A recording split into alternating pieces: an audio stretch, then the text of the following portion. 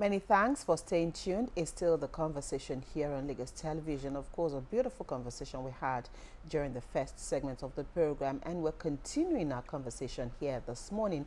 This time round, we're going back into politics since we're still commemorating Nigeria's Democracy Day, which was commemorated yesterday. And Lagos is one of those states in Nigeria that has enjoyed uninterrupted democracy in the last 26 years. And Lagos has also been very lucky to be blessed with successive administrations that have governed Lagos and taken Lagos every year to greater heights. And of course, on the program this morning, we'll be taking a look at these steps as sustaining democracy, not only in Nigeria, but also in Lagos State. We do have a political activist on the program this morning, and together we'll be taking a look at where we're coming from with a view to also taking a peep into where Lagos is going many years to come. Honorable Daisy Osho is joining us on the program this morning. Thank you for being here on the program today. Thank you. Good morning. And Lagosians, good morning. Thank you for coming. Again, because we know that you're a grassroots politician and you have strong roots at the grassroots. So let's take it from there. When we talk about politics in Nigeria, when we talk about democracy, how key is the grassroots and the mobilization of those at the grassroots, the ensuring that, of course, they are part of the process. So take us through the process, the grassroots in general. How key are they to political participation in Lagos? Okay. Let me first of all acknowledge this time and to say thank you for inviting me. When we're talking about grassroots politics, and I think for Lagos, being an activist myself and being also a big player in the politics of Lagos State, I think we have it very robust in Lagos. And what do I mean? I was in 1993, for example.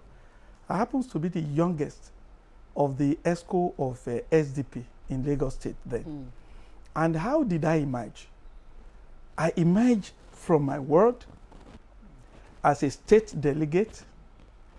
From my ward, we were three that emerged as a state delegate, and then from that point, our group within SDP, our own pressure group within SDP then, which we call the Primrose Group, we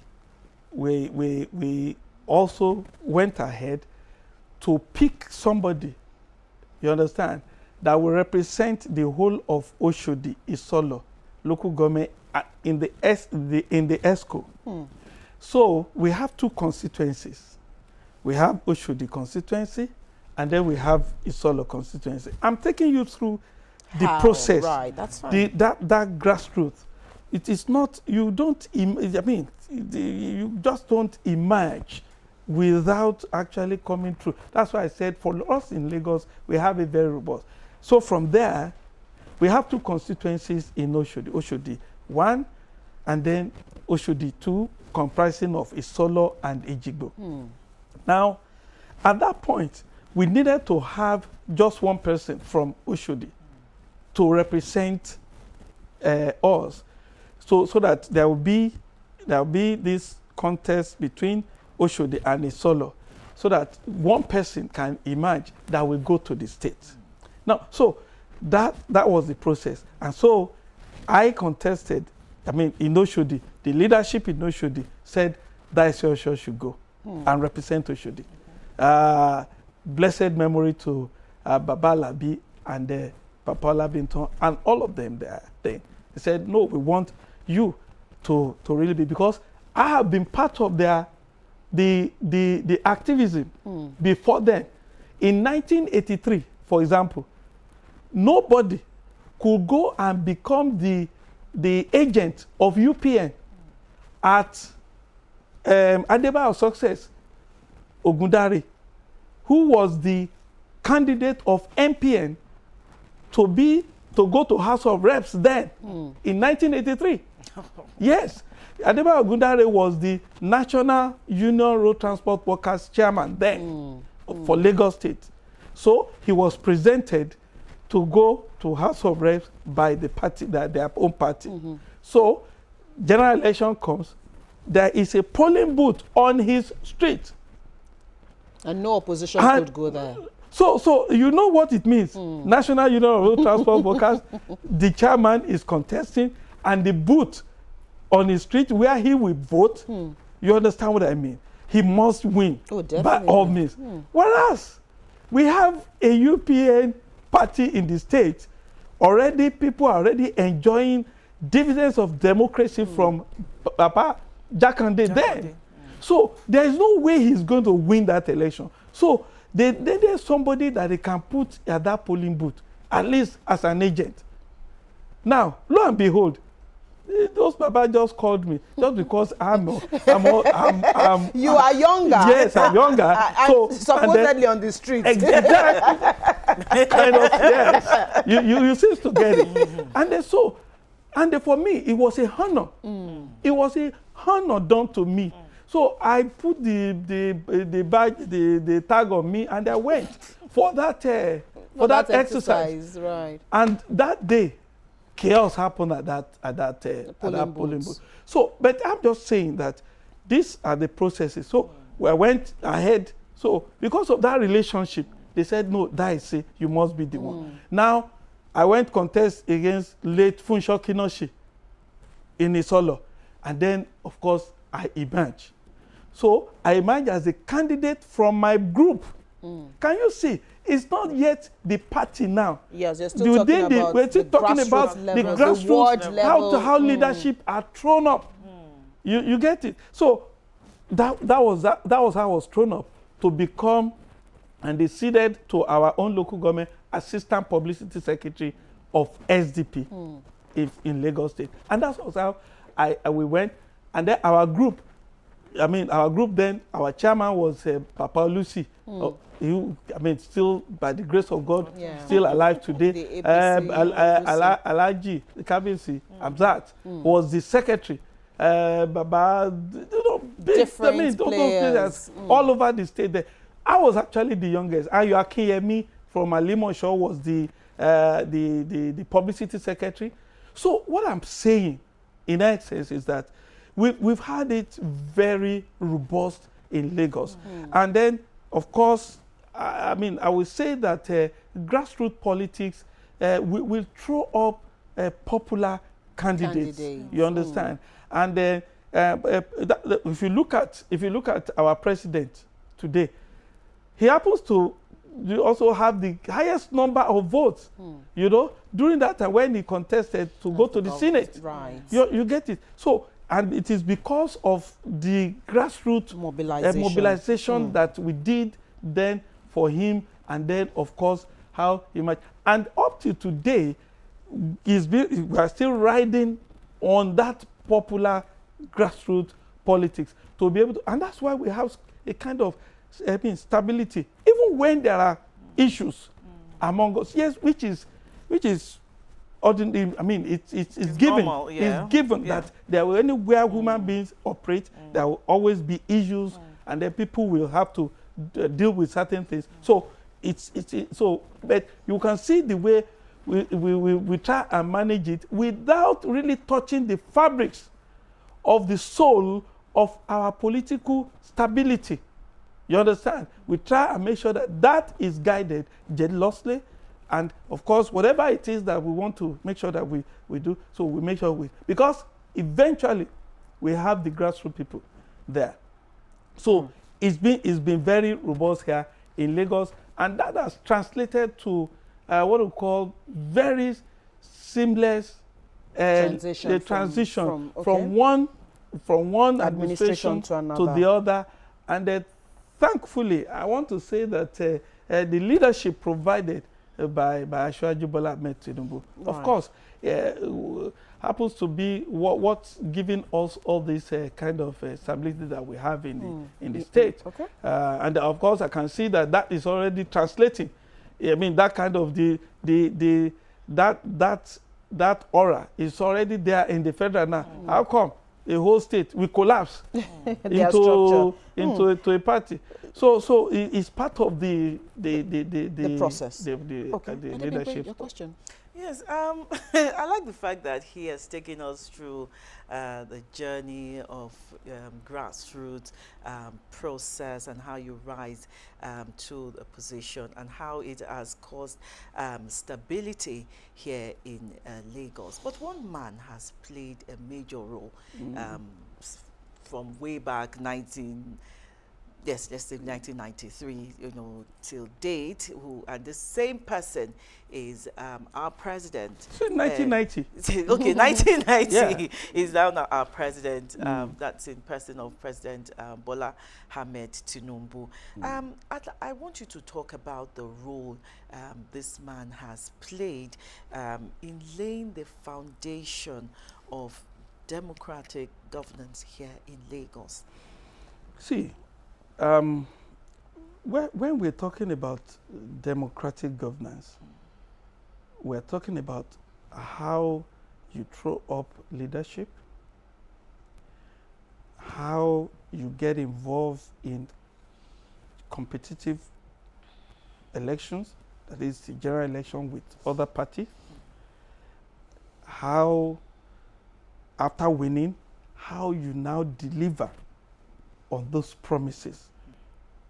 Those three things have a lot. Number one, how leadership are recruited. Now, you are talking about leadership at the level of the legislative arm of government. You are talking about the executive that can really be within the purview of the politicians. Of course, for the judiciary, it's a no-go area because they have their own process. It is no-go area for politicians.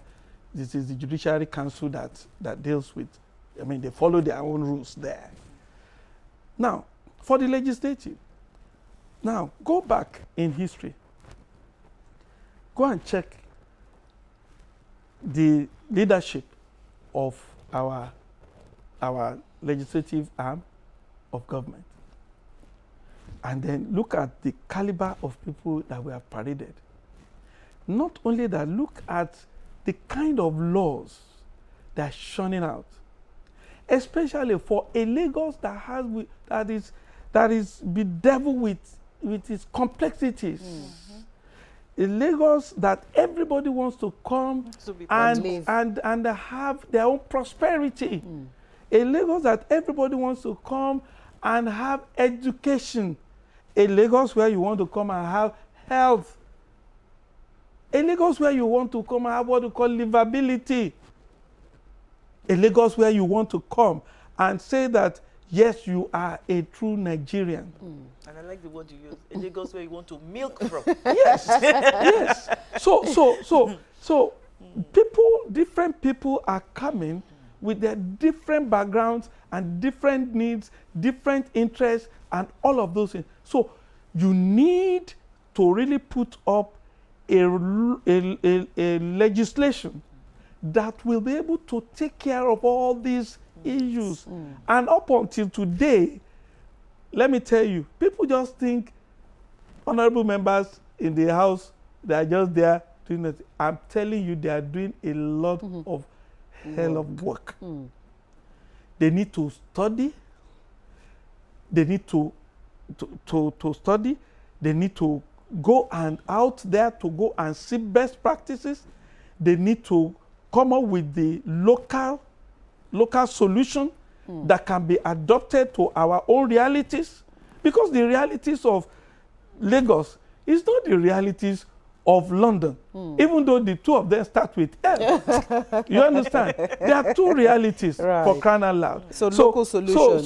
So different things. So they must come up with all of these things. And the more you are talking about all human endeavors. All human endeavors. So I can tell you for free, and then if you begin to imagine, then you'll be able to know. Let me take, for example, one of the areas. If you're talking about physical orderliness, land use in a Lagos that we have.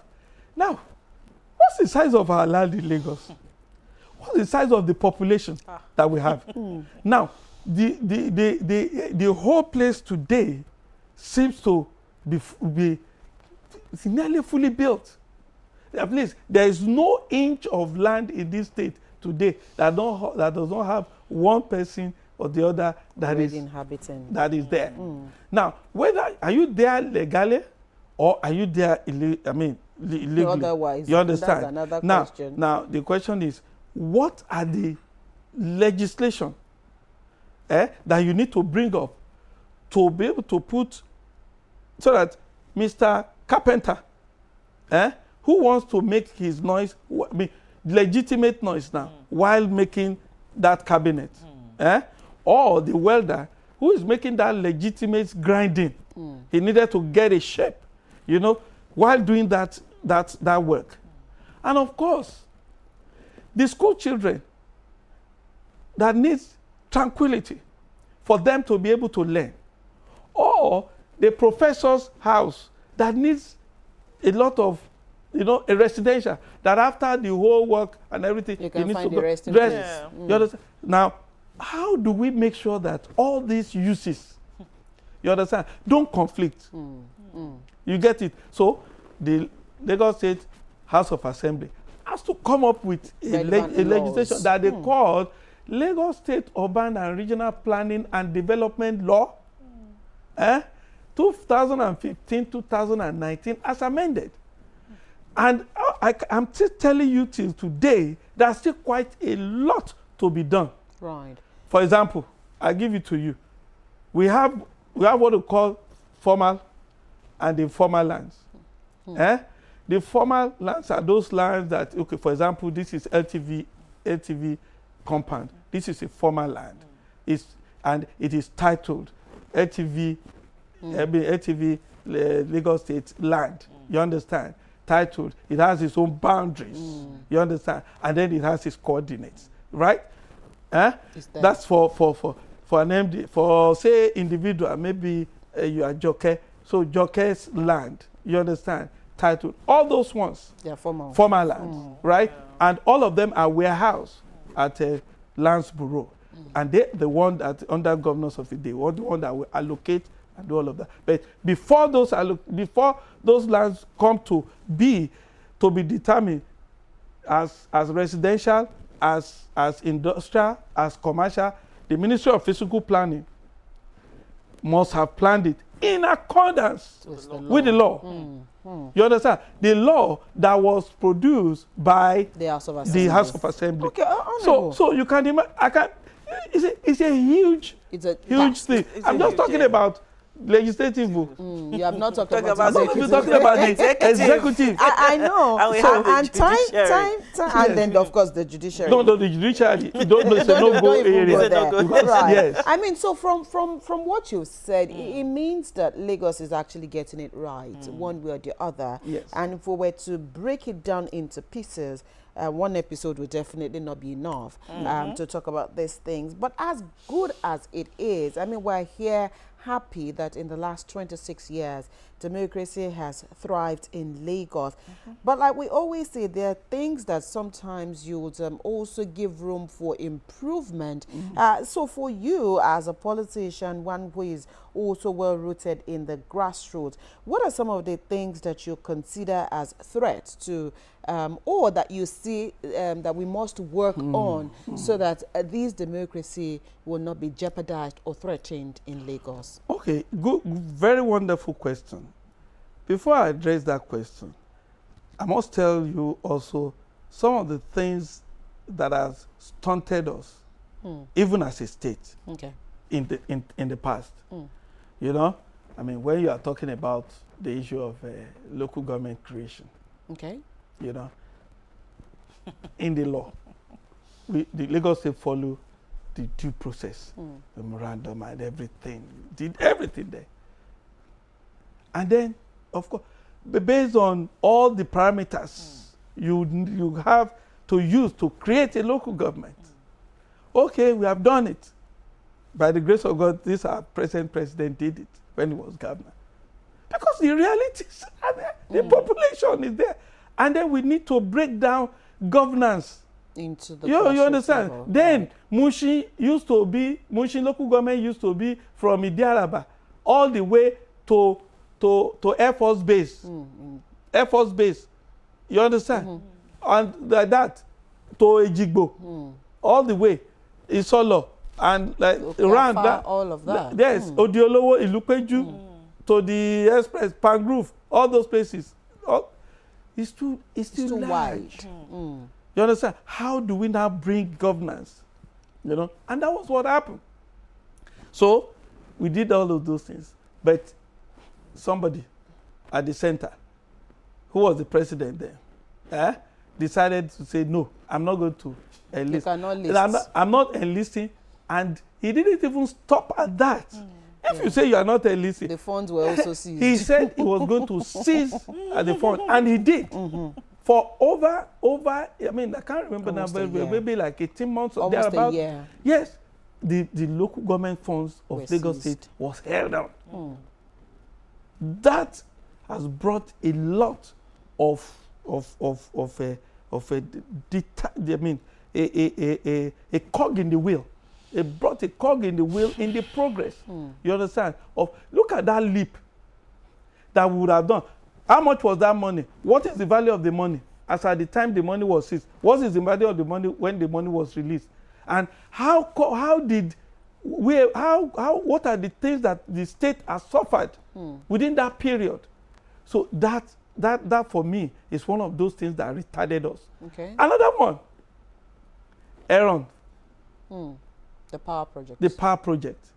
Now, for crying out loud, you say, you are not going to support us. The federal day said it's not going to support us. Meanwhile, we are one of the federated states. We are running a federal system of government. So there shouldn't have been, I mean, we are supposed to develop at our own duty. But that thing was what?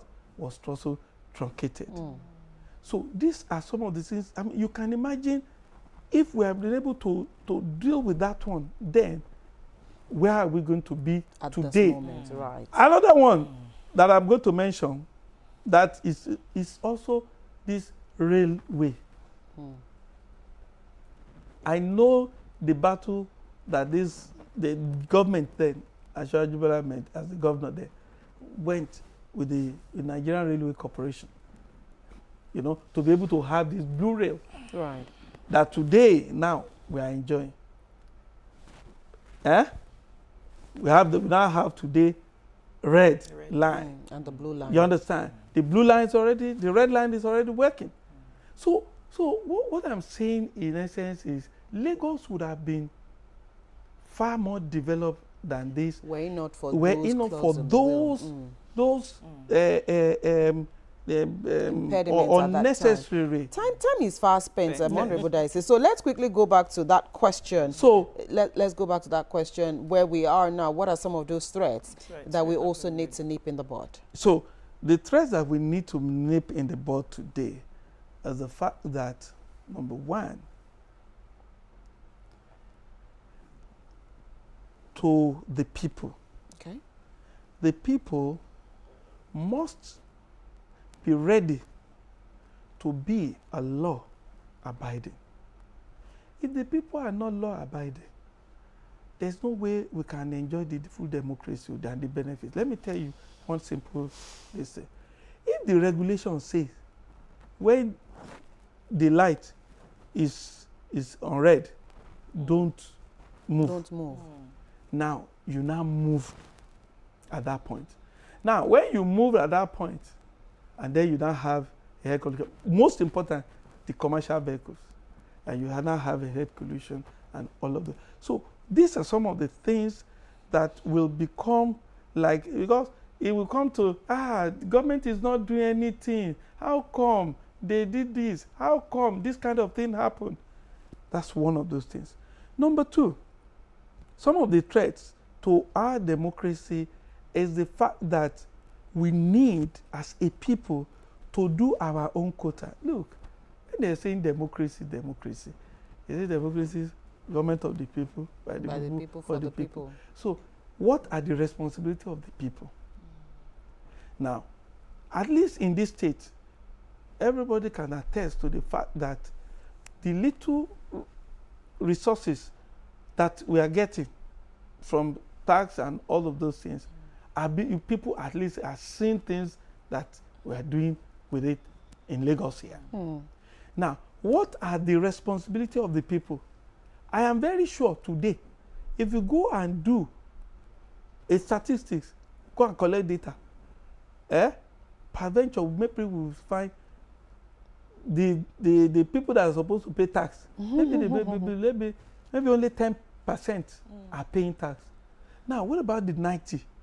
Now, that 90, it means that 10 people that are paid, 10% that are paid, will not be carrying the load of 90. Because those 90, their children are going to go to school, they're going to go to the hospitals, must be there, they need to move on the road, and all the other infrastructural facilities. So this will become like a threat for what can be called the dividends of democracy.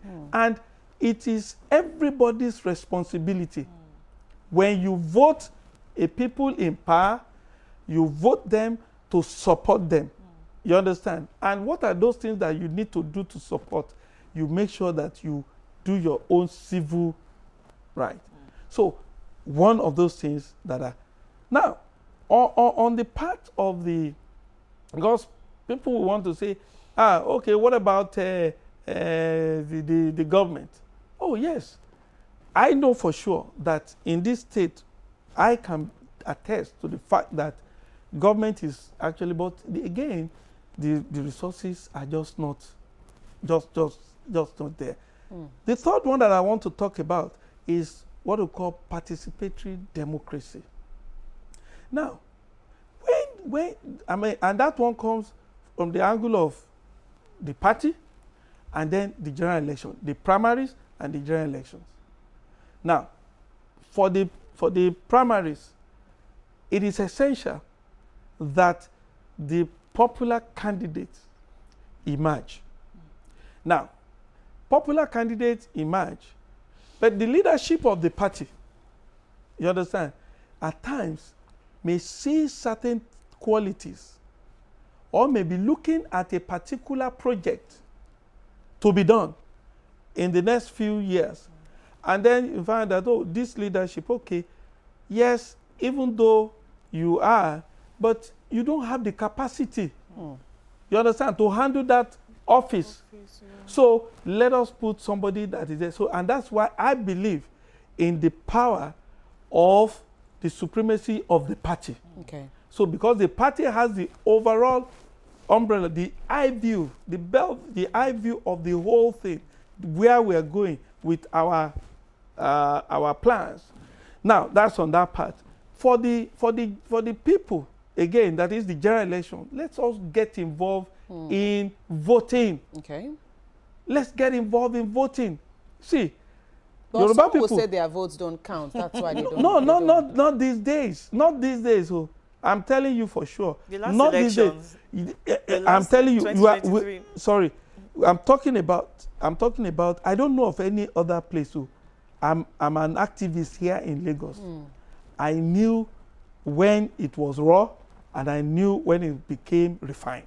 Today, I can tell you for free that these beavers and all of that has refined the whole thing. Okay.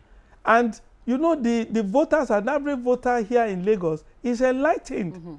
So you cannot do mago for them. So they know what. So for us here in Lagos, please, it is essential that you come out and vote. That is the only challenge. How can we, on a day that your destiny will be determined, on a day, the destiny of your 4 children will be determined. On a day, the destiny of your husband, your wife will be determined. Your children, your grandchildren will be determined. That day you chose to be watching television. or you said it doesn't concern you. It will concern you now, because at the end of the day, if they put a moron there, moron will run the system for you, and then that moron will begin to shun out moron Ideas. ideas for you, and then the whole thing becomes what it will be. A moron but- republic. Yes. But some Lagos residents, you know, keep talking about electoral violence, vote buying, you know, and that is why they do not want to come out to vote. What would you say about that? Well, you see, when you say vote buying, electoral violence, and all of that, see, me, the way, you see, Yoruba people, they have one adage. They say, that dirty woman, yeah, she's supposed to take her bath. Yeah, but she's dirty. But she's They dirty. say, why are you there? I say, because I lost my husband. You understand? You see, people who say that is they are just, you know, Just excuses. it's an excuse for them to just sit down there and they'll do all. See, what about us who face military? I was going to say for that. Yes, we face the military. The day Abacha was going to Abuja, when he was coming through Ikorodu Road, and they were killing people. When they got to Maryland, the whole place was so thick that they felt that no, there is no way they can go through this. They made a youth. They went through Anthony, okay, and then towards Oshodi. We never knew. We were just making bonfires there, and then here we are. We're just making the bonfires, and then we are here, and the siren went, you know, and then go pop. So we have faced all those kind of things. So it doesn't mean anything to us again. Right. So it is only people. So when you need to take your destiny in your hand, you're not going to joke with it. Even somebody how many people wants to do that violence, and how many of us are there ready to say stop this violence? So the people must come against all of these things, and then, make sure that we stop it. Even if a armed robber entered into a particular community, the shout of ole, ole, ole, thief, thief, thief, thief, thief, thief, will make the thief to be imbalanced. So the people must get their ass together and get to the field and get involved. As we wrap up this conversation this Yes. morning, and in line with what Adebimpe asked you, what would be your advice to young people today who seem to have lost hope in the political class, and who feels that if you can't beat them, you can't even join them, and feels that politics is only for a select few or for the elite? What would be your advice to them this morning in a bid to continue to strengthen our democracy, not only in Nigeria but also in Lagos? So now the point is this: to our youth, to our younger generation, the country belongs to you. You have no other country other than Nigeria where there is no ceiling over your head. What do I mean? If you like, be the best scientist in America. If you like, be the grade A professor in UK. There is a ceiling over your head. There are certain areas that you cannot get to. This is the only country that you can get to the highest level, and I mean to be the president of this country. So I put it to you, younger generations, come and be part of the political process. I started very, very, very, very young. 1983, I was co-opted. It wasn't that I designed it, I didn't do anything, but I was just co-opted that time. And that was the beginning of it. So I didn't renege, even up to date. I'm still involved in the political activism of this state, so that our future can come to a very good fusion, so that the generation yet coming can have something that we can bequeath to them in terms of good standard of living, So if we at our own, we are marching on. We are not getting younger. So you people should come and take position. To take position, you are not going to sit down in your house or begin to just be indifferent or sit on the fence. You cannot be. You need to get involved. Go and get involved in the politics of your locality. Go and join parties. You understand? At your ward level, get involved. Bring your intellectual capacity, your intellect. Bring it to bear at that level, and begin to educate. Like I used to tell people, yes, I'm a politician, but I'm a professional in politics. You know, we are the okay. Is it okay to call you a professional political activist? Yes, exactly. Because see, today, by the grace of God, I am an architect. By the grace of God, I'm an urban and regional planner. And by the grace of God, you are a professional politician. So the question is this: after winning elections, who are the people that will run the state? Are you getting my point? The kind of sentiments I will have in office is not the same sentiments somebody who is coming from a private sector will have. You understand? The way I'm going to be looking, I will be more inclusive. Right. My own will be more inclusive because I know I'm going back to those grassroots people to tell them whatever I'm going to do, I must be able to go to them and so the question is, we have to manage the politics of our place and then be able to put our intellectual capacity to it, and then so our younger generations today, they must get who are techie, who are architects, doctors, engineers, administrators, economists, and please get involved in the politics of the land. Get involved. It's going to take quite a lot from you. Right. It took a lot from me. When I was elected as SDP assistant publicity secretary, something happened there that I eventually became the head of the party then in Lagos State, SDP. I was the acting state chairman then because the other group took us to court. You understand? Say that we cannot parade ourselves. But my own name was omitted. And one late James Oparocha, and I was handed over to SDP in Lagos State. So the question is this. If I had not submitted myself, you understand? That you would not have gotten that on the platform. I wouldn't have gotten that kind of opportunity. We need to go, and of course, I'm sure that one of the things that Honorable Daisy or Shodin also mentioned is that they will be on ground to mentor the young people that will definitely come we'll be ready to do that. We'll be ready to do that. A professional politician. We'll be ready to do that. All right, thank you so much for finding time to be with us on the program today. We appreciate your I appreciate the opportunity. We'll take a quick break. The conversation returns shortly.